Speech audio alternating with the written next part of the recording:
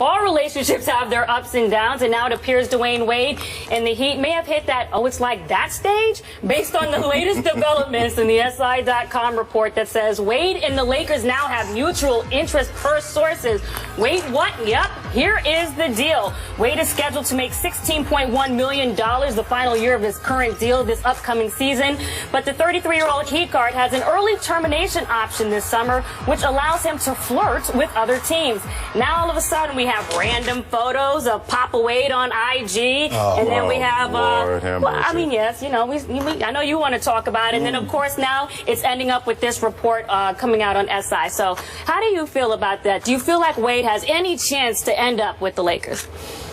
I'll say this. It'll be a good fit for Pat Riley, and here's why. I think Pat Riley is trying to get from underneath the specter of Dwyane Wade now. What better to have somebody else put that mutual interest out there? This way, Dwyane Wade has done a lot for this organization. 3 championships, but at 33 years of age, he's played 12 years. The last 4 years, including the strike year, he has not played a full season. Back in the strike year, 49 out of 66 games. After that, 69 out of 82, 54 out of 82, and then 62 out of 82. Pat Riley has been he's been very loud with the silence in terms of how things have stagnated. So I don't know if it's a good fit for Dwyane Wade with the Lakers. I'll say if you're the Lakers, you're not turning that down. If you're Dwyane Wade, you get a chance to go to Hollywood. You married Gabrielle Union, who's an actor, so you know she wants to be in Hollywood any chance she can get. But if I'm Pat Riley, I'm thinking, you know what?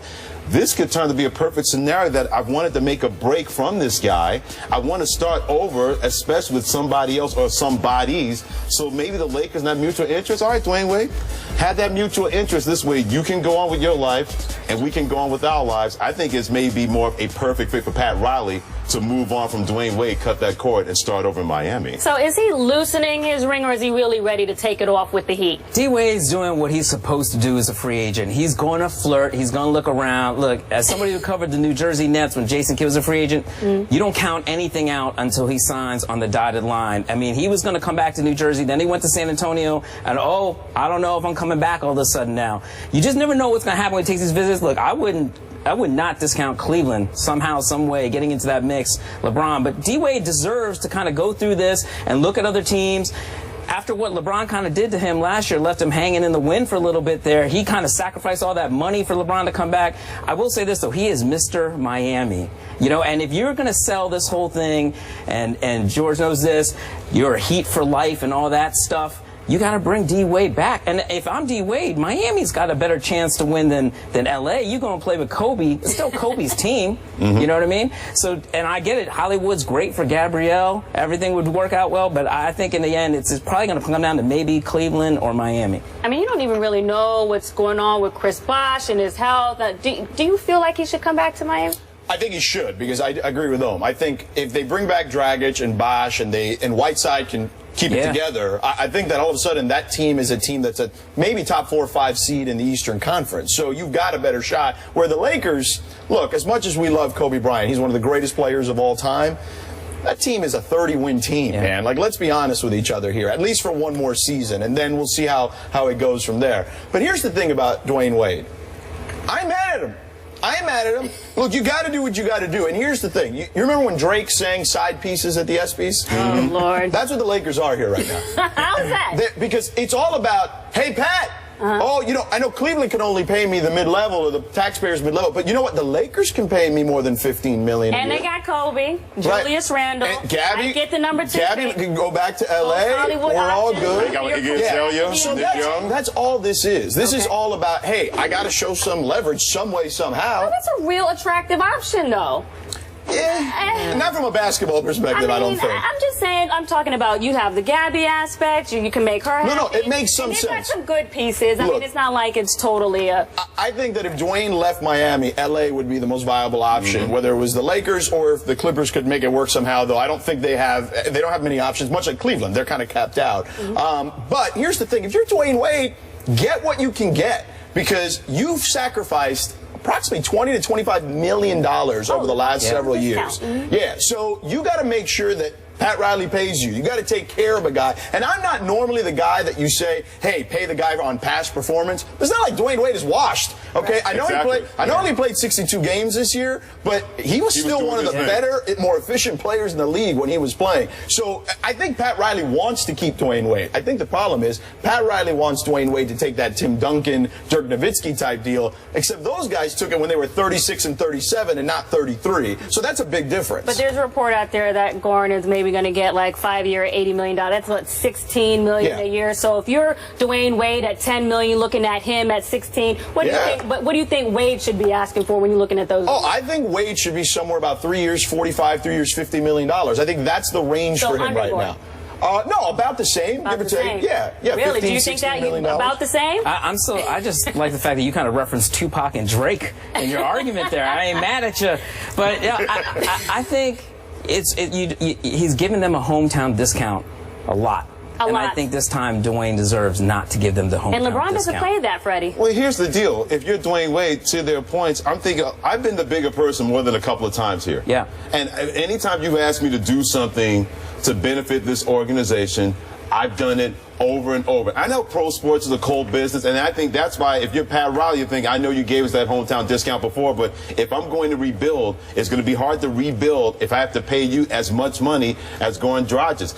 I think Pat Riley's looking at it from the business standpoint of, I know you gave us hometown discount, but times change. What did they say in the movie Larry Clown? Times are tough. Well, times are tough for Miami. If they're going to rebuild, if you can't count on Dwyane Wade as much as you thought you could, even though he was very productive in a short amount of time last year, not playing 82 games, that's a decision that Pat Riley should look at for the overall health of the franchise and not the overall mental health or fiscal health for Dwyane Wade. What Pat Riley wants, Josina, is to be able to get in a room, whether he lands them or not. He wants to be able to get in a room with Kevin Durant. That's what he wants. And they need to come in at a certain number for all those guys, specifically Goran and Dwyane, so they can at least get themselves in that position. And let's not forget Hassan Whiteside, if he has another big year, he's got to get paid too, so they got to make sure to figure all that out. You know Riles has something up his sleeve for the future, and Dwyane Wade really only factors in, look, he will be, even if he were to leave for a one-year deal, he can always come back to Miami, but he'll always have a place in that organization like Alonzo Mourning. Dwyane Wade will probably have a job with the Heat long after he's done playing. But I don't think he cares about that stuff. I don't think Dwyane Wade cares to be a guy who's going to be in the organization forever. I don't think that's on his radar, because Dwyane Wade still thinks he can be Dwyane Wade. And we saw when he's on the floor, he can still be Dwyane Wade. And remember this, after next season, salary cap goes north of $89 million. The season after that, it goes north of $110 million.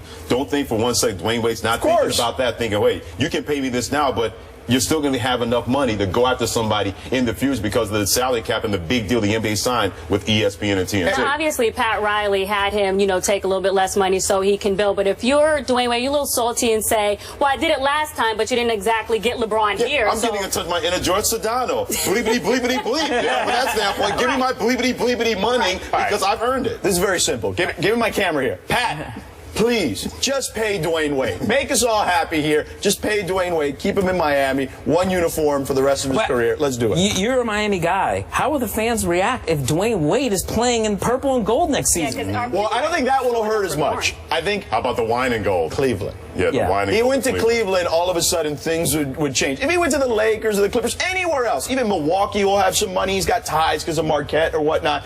That wouldn't hurt as much. I mean, I know he's not Dan Marino, but he's been in South Beach for a long time and he brought him championships. He brought championships, which Dan Marino couldn't. They are on the same level, but the problem is, Pat Riley is also on that level, too. He brought basketball to Miami. I know they were an expansion team in the 80s, but in 95, when Pat came there, they became a destination. So it's going to be interesting. I don't know. I think people would be divided on that. It's called a loyalty fee. You got him at $15 million. I'm saying maybe about 17 to 18 because people are coming to see Dwyane Wade and not your boy. D-Wade, Gabby, we got you. It's not our money. What do we care? All right, well, speaking of the NBA draft is 4 days away, but we are asking if you could draft anyone, whoever played, who would you get drafted in the top 5? That debate is next. And welcome to the start of another sports week filled with plenty of topics for us to get at to stay ahead of the game and see what's coming up on the show.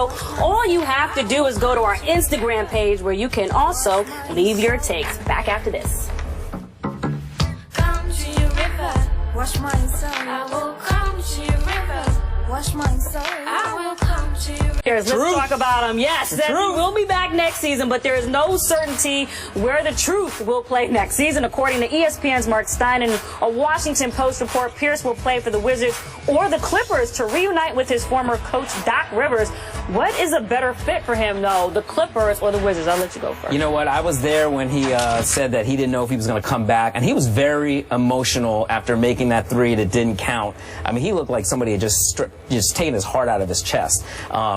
And I was like, you know what? He's coming back. I know he's not retiring. He loves this game too much. And I think the Wizards, he was able to do everything with the Wizards that the Brooklyn Nets wanted him to do with Darren Williams and that crew. But that crew, which they were a bunch of veterans, John Wall, Bradley Beal, listen. But I think as good of a fit as he is with the Wizards, I think he loves Doc Rivers. I think he loves Los Angeles. And I think the Clippers are probably closer to perhaps winning a championship than that Washington Wizards team, even though the Wizards are in the East. How do you feel about that? Oh, I agree wholeheartedly. Hometown there, Los Angeles, his relationship with Rivers. And here's the thing. I got into this a little bit over the weekend when that story came out with somebody on Twitter who was like, oh, but the Clippers, they run and gun and this, that, and the other. And I looked it up, and there's only one possession as far as pace per 100 possessions difference between the Wizards and the Clippers. So, look, you're going to have to manage his minutes anyway because he's up in age. And but Doc does a great job at that. Absolutely. So I think that's going to factor in. And, yes, they are closer to winning a championship. You've got Chris Paul. You got Blake Griffin. They need a small forward now that Matt Barnes is in there. Yeah. You have him also kind of take Lance under the wing a little bit. I think Lance can be very productive in that Clippers locker room and with that Clippers team. So I think that it all works itself out for Doc to bring Paul Pierce to Los Angeles. Any chance from a Washington Wizards? I think he's a better fit for Washington. There's no chance he's going back there with the Clippers. I mean, you had me. Well, it is a difference of like $3 million, right, almost $3 million. Yeah, but the selling point is Doc Rivers, and I think another selling point is Chris Paul, because now you get a chance to play with a guy like that who you know is going to be locked in, because he doesn't know how many winters and springs he has left before he can win an NBA championship, because also that window that looked so open before gets a lot smaller and smaller, especially in the Western Conference. Although he did call John Wall the best point guard in the league when he was playing. And it's so much more exciting there, the District of Columbia. I mean, it was like, Ballmer's exciting. I want to play for Ballmer. I mean, he's not even on the court. I'm just talking about, you know. But I think with Washington, because the Eastern Conference is not as good as the Western Conference, all of a sudden, a guy like Paul Pierce, not only what you said about how Brooklyn should have used him, but the fact that you got John Wall and Bradley Beal, and Nene even talked about having that kind of guy in your locker room. Marcin Gortat talked about, you know what, we learned so much about being better men with having Paul Pierce in our locker room. That's why I think from that standpoint, it's a better fit for him to stay there. But he's not going to, because he's going out to Los Angeles. He did definitely feel the love in Washington. He felt the love from the guys in the locker room and that crowd. Absolutely. And I think that is not something to shake your head lightly at. Chris Paul, Blake Griffin, J.J. Redick, Paul Pierce, DeAndre Jordan, Jamal Crawford, and Lance coming off the bench. That's a wrap. He's going to L.A. That's a wrap? He is. I mean, you have Bradley Beal. And you know what? He works out with those guys probably during the summertime in L.A. And so he knows everything the all the way to the other Doesn't side. matter. His family still lives. He was born in the wood, as they call it, in Inglewood. What better for an Inglewood kid that you can't go to the Lakers, but you win the championship in your hometown with the Clippers? Inglewood. Yeah, exactly. I mean, it was like a hair from moving on, just like a hair with that shot on the side, just a hair. That's okay. That's okay for him. I don't have to be over it. Right. It didn't affect me. Yeah. I mean, but if you're Washington, they're building something. They're trying to align everything for Kevin Durant. Is there That's a what they're pitch? trying to do. Oh, if you're Washington, look, it's what you said. We were a hair away from getting to the Eastern Conference Finals. I think that was it. And that would have been a better series against Cleveland. Right. I don't think there's any doubt. So I think there's that. And look, those guys are ascending. He's seen how they are ascending. But again, this is about winning a championship at this stage of his career. And the Clippers are just closer, even though the West is harder. Well, I know who won a championship today with being with you guys on this set, Freddie Coleman. I know. I appreciate you. My pleasure. Playing with me on Chris Broussard's celebrity basketball thing. Thank Chris You Broussard. did your thing. We appreciate you. And George, you definitely brought the thunder with all your ninja hot takes. So make sure we're going to do it all again tomorrow. She's calling game like Paul Pierce now. Calling game. She's calling series. On First Take, 10 a.m. tomorrow. Join us. We'll see you tomorrow.